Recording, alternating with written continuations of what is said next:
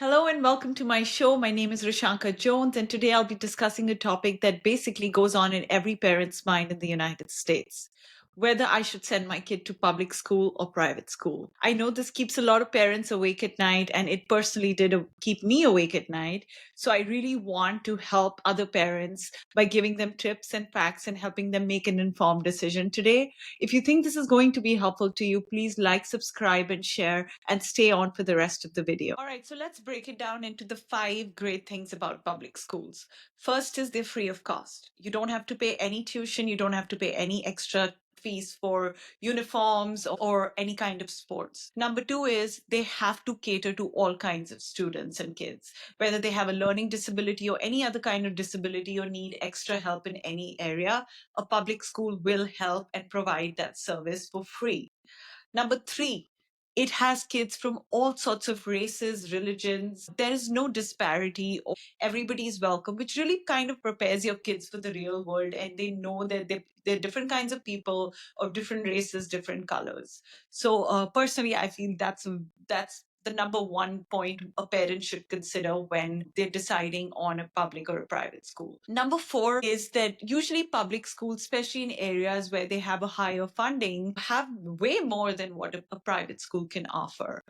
They can have art programs, sports teams, music programs, which sometimes smaller private schools do not have. So depending on the area, this could be a very tricky point, on deciding which school is better.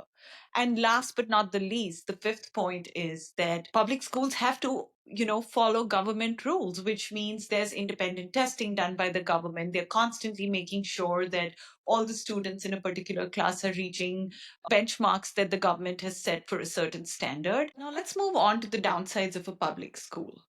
I think the first thing that hurts public schools the most is not having enough money. I know it's funny that earlier I said that, public schools have way more resources than private schools, but that is so area dependent.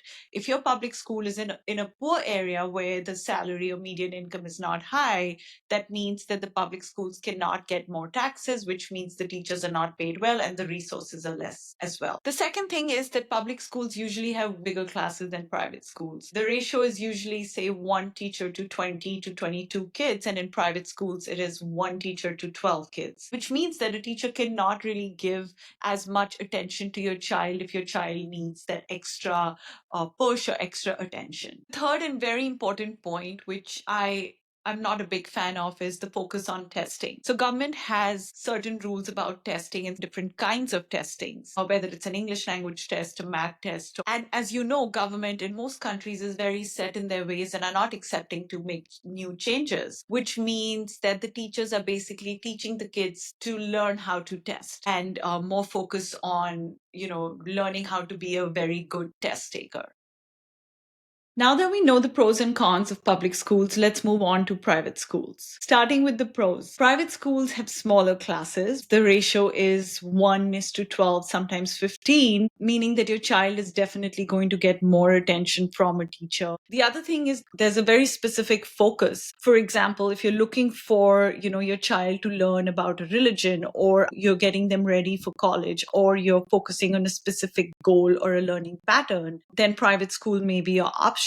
Number three would be that there's a very strong sense of community. The teachers, the children, the families feel very connected because they share the same vision and goals.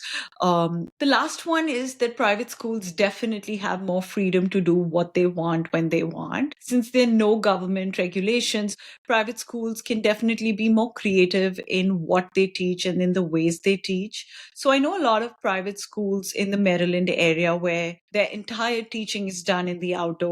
Now let's move on to the cons of going to a private school. The most important one is that they're very, very expensive, ranging anywhere from $20,000 to $60,000, even $80,000 a year. And if you have, say, 1, 2, 3, 4 kids, the cost can be very, very high.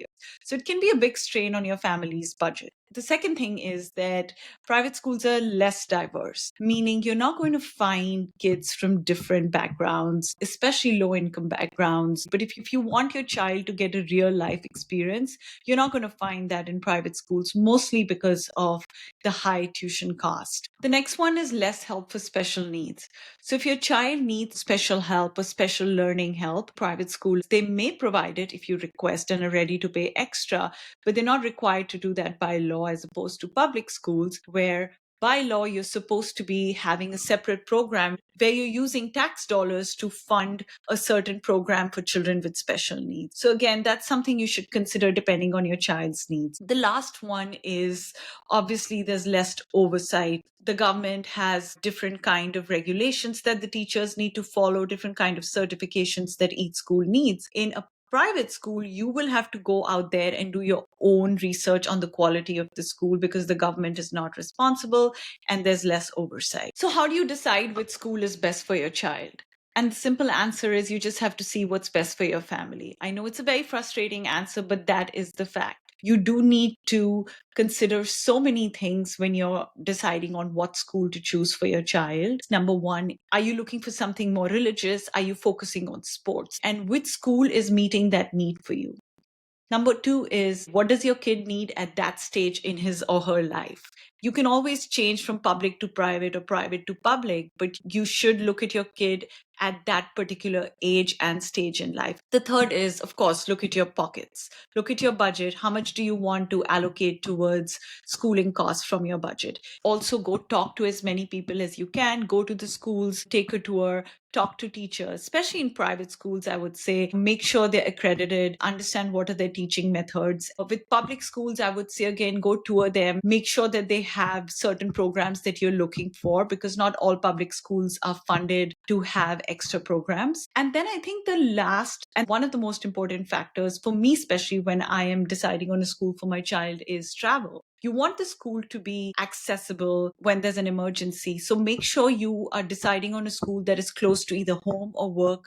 That way you can at least get to your child if your child is sick or has an emergency in school. Choosing a school is not about finding the best school for your child in that neighborhood or that city or that country. Honestly, you just have to find the best school for your child at that point in your child's life. And honestly, at the end of the day, nobody knows your child better than you. So follow your gut feeling, follow your intuition. And that's all I have for public and private schools. I hope I've been able to make this topic a little clearer for you and you can make an informed decision now. If you do have any questions, please feel free to reach out to me. My email address is linked at the bottom. And if you like this video, if you feel like it's helped you in any way possible, please like, subscribe, and share. Until then, this is Rishanka Jones signing off.